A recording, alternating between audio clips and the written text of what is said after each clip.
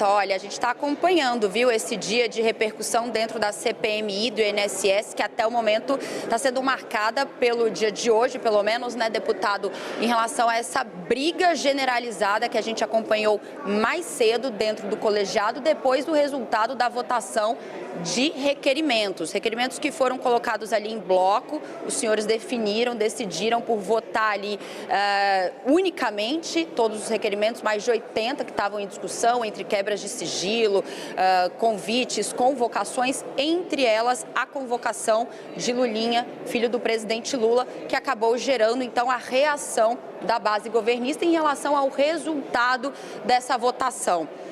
Logo em seguida, depois ali da confusão, né, não tem outra palavra porque aconteceu, os senhores foram até a residência oficial do presidente Davi Alcolumbre comunicá-lo sobre o que tinha ocorrido e pedir a anulação de todo o processo. O senhor estava nessa reunião, então queria começar perguntando como o presidente Davi Alcolumbre recebeu essa demanda, qual foi a resposta, o que os senhores apresentaram em relação ao que aconteceu mais cedo dentro da CPMI. Boa tarde. Boa tarde, prezados amigos e amigas. Olha só, gente, o que aconteceu aqui hoje foi um dos fatos mais vergonhosos da história do parlamento brasileiro. O que houve aqui foi uma fraude deliberada. O presidente da comissão optou por fraudar o resultado de uma votação. Ele sabia que nós éramos 14 parlamentares presentes, eu tinha ido até a mesa. Eu informei ele, entreguei para ele o nome dos 9 deputados e dos 5 senadores. Informei ele, presidente, nós estamos com 14 parlamentares titulares no plenário. E a oposição tem 7.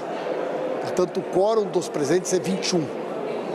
Mesmo assim, na hora da votação, nós levantamos os 14 e ele contou até 7. E ninguém sabe explicar por que ele para no 7. E anuncia, então, o resultado da votação, claramente diferente da maioria que estava no plenário. Eu peço ajuda a vocês, inclusive, porque é muito importante que os nossos telespectadores olhem essa imagem. Porque eu não quero que seja a minha palavra. Vocês da imprensa estavam lá. Vocês sabem que nós éramos 14. Vocês sabem o nome de cada deputado e cada senador. E vocês sabem também quem são os deputados e senadores, os 7 que votaram junto com eles. Então ninguém tem dúvida que o resultado foi 14-7. Ninguém tem dúvidas que o presidente agiu de forma ilegal. E assim como no futebol, o juiz ladrão hoje ele é desmoralizado pelo VAR, hoje as imagens da TV Senado, as imagens da imprensa, as fotos, no momento da contagem, elas são incontestáveis.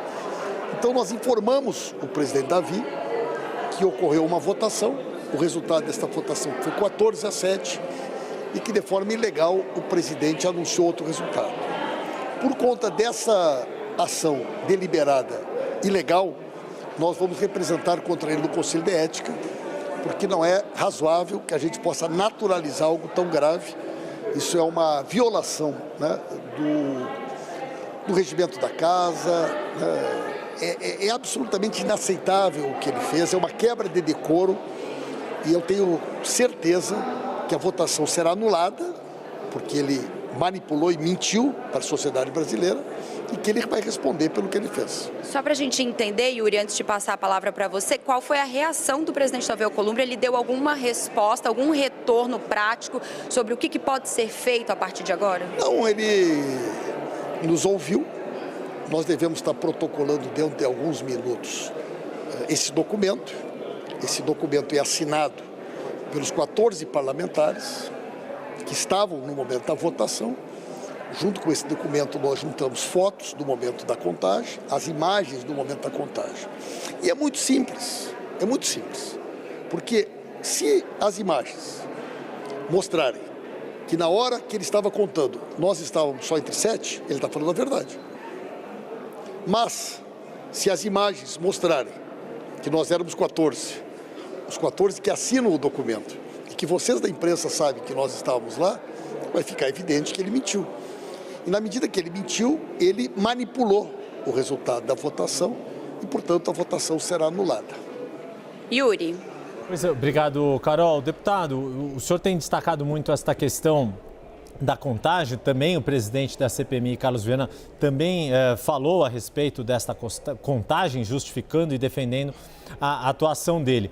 Como a Carol Rosito mencionou, os senhores foram até o presidente do Senado, Davi Alcolumbre, para questionar o procedimento e tem agora esta ida ao Conselho de Ética, alegando que um senador da República mentiu na condução dos trabalhos de uma comissão.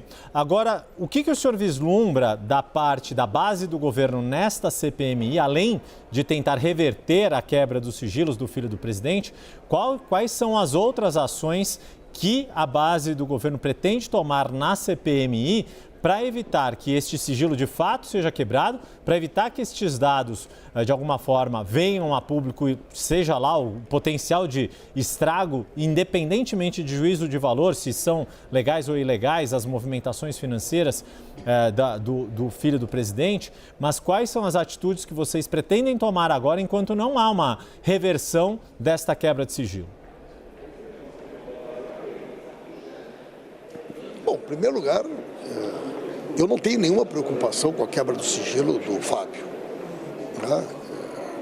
Qualquer cidadão brasileiro, diante de uma investigação, pode ter o seu sigilo quebrado. E não é essa questão que está em discussão. E nem a base do governo deve ou pode fazer algo sobre isso. Não é isso que está sendo discutido. O que está sendo discutido é que foi cometido um crime. Né? O presidente, ele violou o regimento da casa. Ele mentiu para a sociedade brasileira. Teve uma votação que foi 14-7 e ele anunciou outro resultado. E na medida que ele faz isso de forma deliberada, ele quebra o decoro parlamentar. E assim como quando um juiz rouba no futebol e o VAR mostra que ele estava roubando e a decisão dele é anulada, eu não tenho nenhuma dúvida que quando as imagens, e vocês têm as imagens, eu peço que inclusive vocês coloquem as imagens para os telespectadores, para que eles possam olhar e contar quantos nós éramos na hora. Vocês vão ter a oportunidade de ver se nós éramos 7 ou se nós éramos os 14 que assinam um documento. Tem a foto, tem as imagens, eu sei quem são os 14, assim como a gente sabe também que eram os 7 parlamentares da oposição. Então, nós não temos nada, né, a fazer a não ser continuar trabalhando dentro das 4 linhas, como você diz. O presidente, até hoje, ele era conhecido como senador Carlos Viana. A partir de hoje, eu vou chamar ele de fraudador Carlos Viana. Ele entra para a história da democracia brasileira pela porta dos fundos. Assim como o Bolsonaro, que foi parado na Papudinha por tentar mudar o resultado da eleição, né, fraudando o resultado da eleição, o Carlos Viana hoje agiu da mesma maneira. Então ele envergonha o parlamento brasileiro. Nos meus anos de parlamento eu nunca vi algo tão vergonhoso, algo tão grave, e o Carlos Viana não pode sair impune do que ele fez. Recorrer ao Supremo é uma opção? Não há necessidade, gente. Para que nós vamos recorrer ao Supremo se a votação vai ser anulada? Vocês sabem que foi 14-7. Toda a sociedade brasileira sabe, a imprensa sabe, todo mundo sabe que ele está mentindo.